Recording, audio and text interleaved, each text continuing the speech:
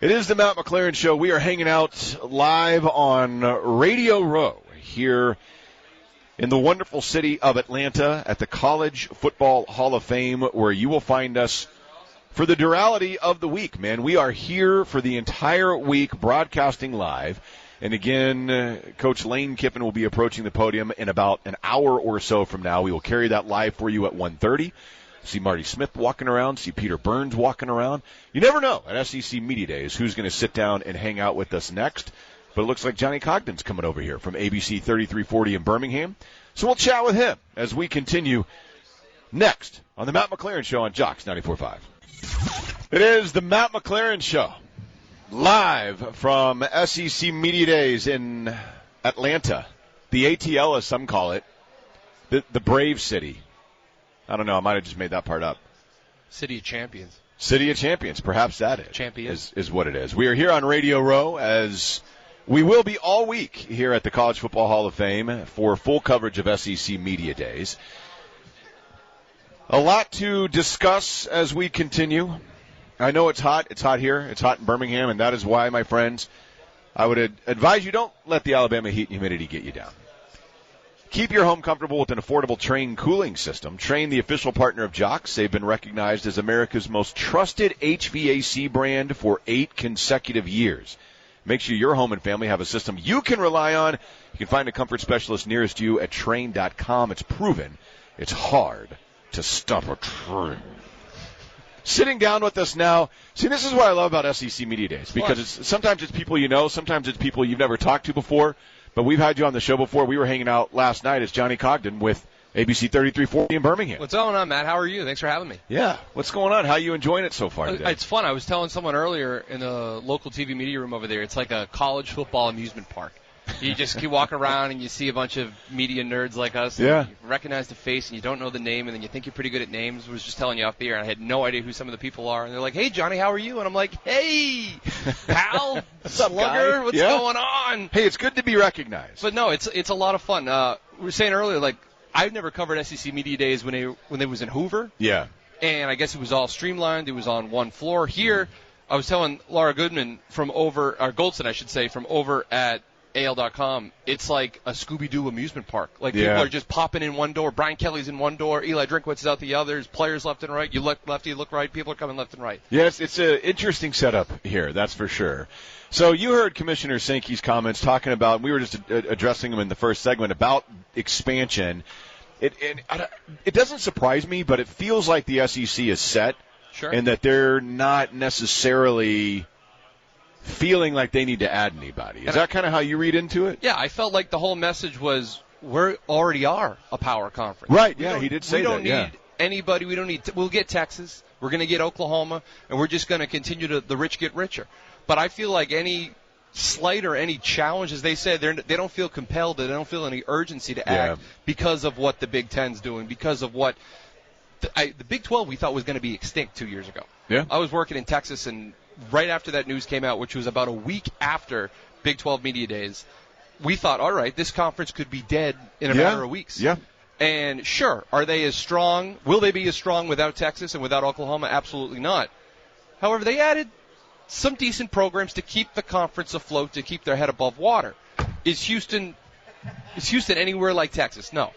Is BYU anything like Oklahoma? No. But they're representative football programs that have fan bases, that have alumni, that come to games. Yeah. And I think the Big 12 is going to be okay. Now, I don't know if I could say the same about the Pac-12. Who knows where that's going? Yeah, you have a hard time believing they survive. That's just the issue. Because what keeps that conference afloat in the sense of, hey, you get road trips to UCLA. You get to go to the Rose Bowl. You get to go to the Coliseum and watch USC play. And rather, if you love expansion, if you hate expansion, there's no doubt about it that the Pac-12 is going to be significantly hampered by losing their two biggest winners. And then now I think obviously the question is, where does Oregon play in all this? Is there going to be a bidding war for the services of Oregon? We joked at ABC 3340 in the sports office, like, oh, could they be an SEC team? Ha ha. I don't know.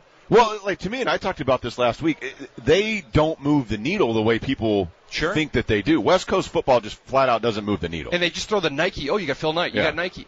That's great, and you could come dressed in your pearly whites, and you could wear every uniform under the sun.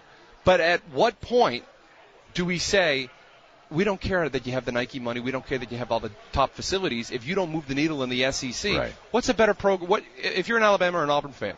You want to play LSU? You want to play Georgia? You want to play Oregon? Yeah, in Oregon. Exactly. It's a one-time road trip. It'd be a lot of fun. You go up there, you drink a lot of coffee, you got a lot of smoothies, you maybe go on one of those rivers or stuff they have up there. But other than that, it culturally is not a fit. But that's why I always say, forget culture, because USC is about to take the field in a few years with a Big Ten patch on their jersey. Who would ever thought that in a million years? Yeah, it's crazy. And when you look at this, and that's the thing that I don't think a lot of people realize with expansion. It has to add value. It's cool that Oregon has played for a couple national titles, and we know Washington had great success, especially in the early 90s. And you look at even at some of these schools in the ACC, but the reality of it is, who do you add to the SEC that adds enough value that you're still getting the $100+ million per school that's projected, and then some? Because otherwise there's no point to it. And obviously the two schools that come to everyone's top of mind, we're always saying Clemson is the obvious cultural fit, football fit. It makes sense. And then Florida State's another one that's always floated around. But as we were listening to the commissioner this morning, does that sound like a guy that sounds like he's ready to pull the trigger on Clemson and Florida State? Not on anybody. Very comfortable. And I've listened to Bob Bowlesby, the old commissioner of the Big 12, and he comes with an agenda, and there's things he needs to accomplish on these media days. I don't think Greg Sankey showed up to that podium this morning with anything to prove. And I think it's because he's that comfortable with his conference right now. And why shouldn't he be? And again, we're talking with Johnny Congdon of ABC 3340 here, hanging out with us on Radio Row at the College Football Hall of Fame for SEC Media Days. But Greg Sankey, he literally said that, quote, we are a super league. And you start thinking about it, when they add Texas and Oklahoma, it's exactly what they become. And, we can make fun of Texas because they've been crap for the past decade. Sure. But you go back to what they were from 2004 really to 2009 when Bama beat them, and they were one of the top 2 or 3 teams in college football for about a decade. The brand still resonates. It very much so. And when you add that, you look at it now, with Texas and Oklahoma coming, you can go all the way back to the turn of the millennium, and you look at, okay, well, who don't they have? All right, well, Florida State got a couple. Ohio State has a couple. Sure. Clemson has a couple. Outside of that, you got everybody else. USC, now going to the Big Ten. Yep. I mean, the powers that be, he's right. This is a super league, and I actually think that the SEC, it's going to be interesting to see how it lines out, but the SEC and the Big Ten, I just don't know how these other conferences can compete.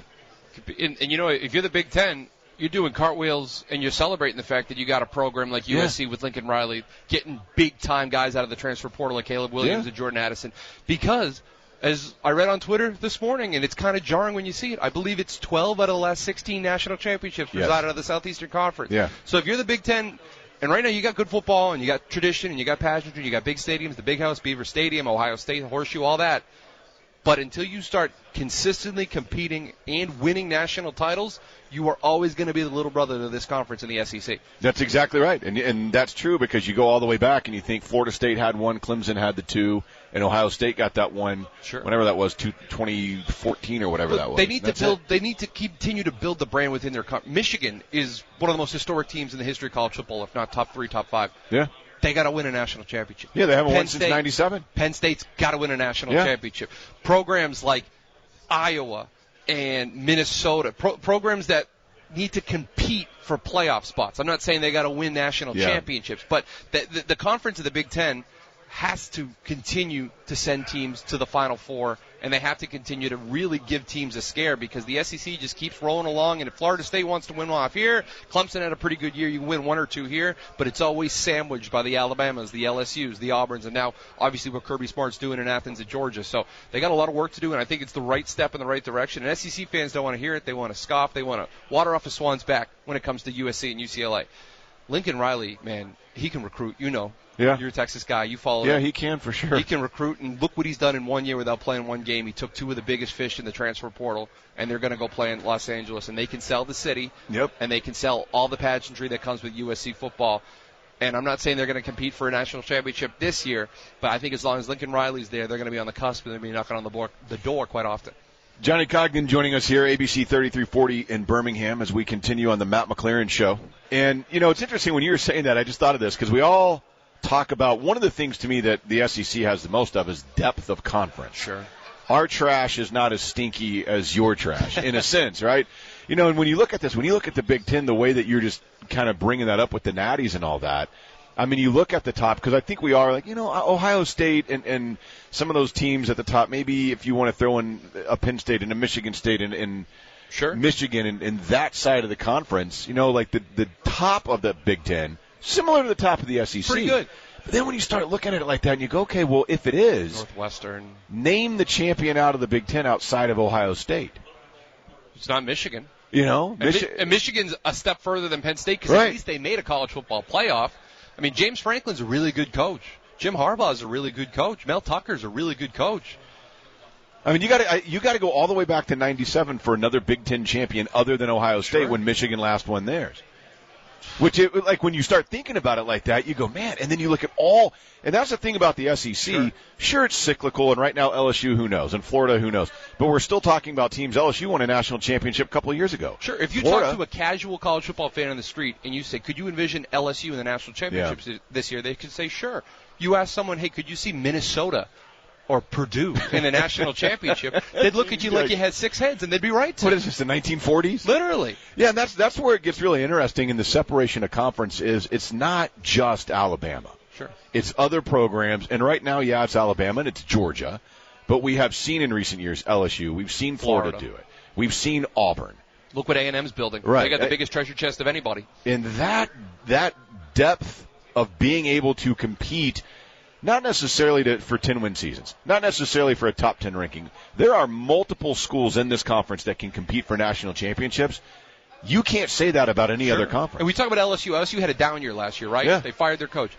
Brian Kelly left Notre Dame. Notre Dame, if you told me 10, 15 years ago, would be a top 3 job, if not the best job in all of college football. And he said, I can't do it here. I'm going to go to a program in the SEC where they have the resources to do it. And he was saying earlier, I was telling Conrad off the air, he said he hadn't been to a media day since 2009 when he was back at Cincinnati. And think about that. And he made the joke. He goes, last time I was at a media day, Greg Schiano was the coach at Rutgers. Now it's 2022. Greg Schiano is still the coach at Rutgers. It's just funny. This is a guy who looks like he's having a lot of fun. We were following him. He's the only coach that's spoken so far. Lane Kiffin's coming up, and then Eli Drinkwitz will finish us off here in day one. But he looks like he's re-engaged. He's having fun. Yeah. And he left Notre Dame, man. Who leaves Notre Dame? He passed Newt Rockne for the most and the interesting thing, too, is, I mean, they're a Cincinnati loss last year away from probably being in the college football playoff 3 out of the last 4 years. Sure, and you follow. And would they have had a shot, a puncher's chance if they played in Alabama? No, they would have got their ass kicked. And he knows. Yeah. And that's why he's here. And that's why he left, because he wanted to come to where the talent is. Johnny, always good to talk to you, man. Thanks so much, man. I appreciate it. Anytime. Yeah, appreciate you stopping down for a minute. As we continue, that's Johnny Congdon with ABC 3340 in the Birmingham area. Always good to chat with him. We continue. I see some LSU players making the rounds.